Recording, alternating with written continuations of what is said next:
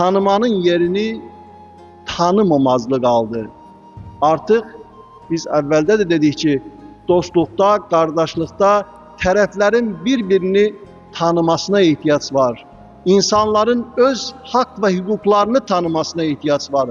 Ve bu tanımanın en kökünde dayanan ise her bir insanın marifetullahı, Allah'ı tanımasına ihtiyaç var ki insan Allah'ı tanıyarsa, ölçüleri bilerse, Allah'tan korkarsa bu tanıma neticesinde birbirlerinin haklarına, hukuklarına riayet etmiş olarlar ki Allah Resulü'nün hayatında, Ehl-i Beyt'in hayatında, sahabenin hayatında komşu haklarına, kul haklarına, insan haklarına, dost haklarına ne kadar riayet etmeklerinin şahidi olduk.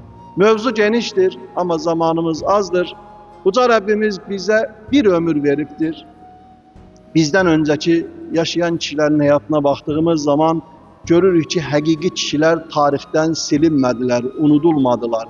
Ve elə bir iz koydular, elə bir tarih yazdılar ki bugün biz o tarihleri, o kişilerin hayatlarını okuyarak hakiki insan, hakiki mümin, hakiki insani değerleri, insani ölçüleri bərpa etmeye çalışırıq. Ve biz de necə yaşayacaqsa bu ömrü, Allah'ın verdiği ömrü ki bizden sonra gelen insanlar da ya tarihin karanlık sayfalarında adımız itip gedecek yaxud da bizleri özlerine örnek ve numune götürmüş olacaklar ki Uca Rabbimiz bizi örnek ve numune olan insanlardan etsinler.